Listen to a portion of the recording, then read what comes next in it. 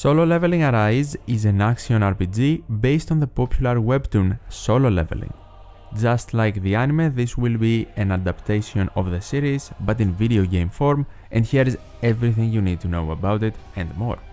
The main story will remain the same, following the original source material and our protagonist Sang Jin-woo.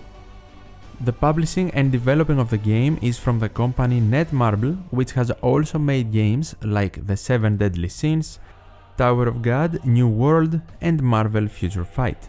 The game already had a closed beta in Korea and is currently in early access, only available in Canada, although it is accessible with a VPN, but it can be a tricky process or the game can be very slow for many players depending on location, so a lot of people actually have decided to wait for the global release. The game still doesn't have an official release date though. In the App Store, it has the indication coming soon, and earlier in March we thought it would be released during April, but right now it seems possible for it to even be released in the first half of May. Both May 8th and May 16th seem to be possible release dates, but generally up until we hear something official, I would say that a good estimate would be late April up until mid-May for the game's global release. Based on the official Solo Leveling Arise website, pre-registering is also available now for the game, and Netmarble is rewarding players for doing it. Some of the rewards are a suit costume for Sang Jin-woo, legendary level artifacts, 2 mana power crystals, 100,000 gold, and that will be one of the most important currencies in the game to level up your characters, and there is also a bonus reward if you pre-register using your email. The game will be available for both Apple and Play Store users, meaning it will be playable on both Android and Apple devices. It will also be available for PC users and currently has over 5 million pre-registrations. Other than the main character, Sang Jin-woo, more characters from the original source material will of course make an appearance, like the S-rank hunter Hwang Dong-soo for example. But the game will also introduce new, never-before-seen characters. One of the first ever new characters will be Emma Laurent.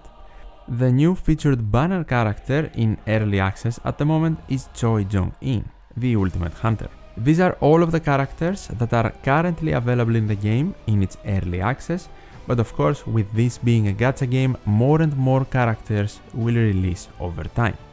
Every player, the time they start the game, they will immediately acquire the protagonist, Sang Jin-woo, as a playable character. He is not going to be a pullable and gacha character, everyone will have him, and will also have the ability to level him up however they want. A noteworthy, pretty unique feature about Solo Leveling Arise is that players will mainly be using Sang Jin-woo. The game won't exactly be operating like Genshin Impact or Honkai Star Rail, where you can use whatever pulled character you have whenever you want in the open world. Sang Jin-woo will be the character that we will be using moving around the map and clearing a lot of the missions, but of course the pullable and gacha characters also have their uses, being able to be used alongside Sang Jin-woo in specific boss raids or gates, but even without him. That will all of course depend on the requirements or the conditions each different piece of content has before entering to clear.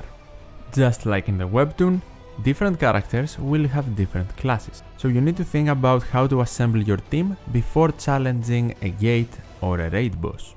For example, utility characters like tanks or healers might be needed, or more DPS characters like assassins or fighters.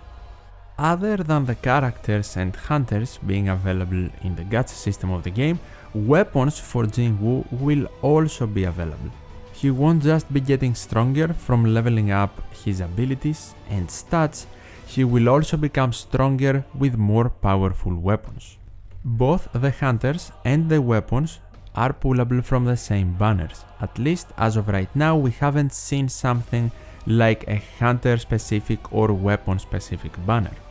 Like in every gacha game, there is also a variety of rarities for these units and items, the more common and easy to get ones, for example the SR rarity, and then we also have the more rare items and characters that are also more powerful and appealing to players most of the time, the units everyone wants to get, like for example the SSR rarity ones.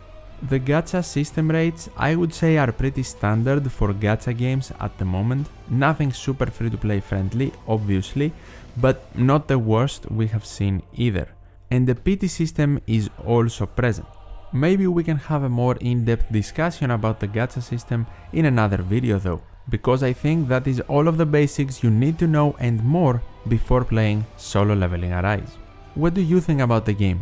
Have you tried it? Will you be giving it a chance? Tell me in the comments down below. And as always, thank you so much for watching, take care, and I'll see you in the next one.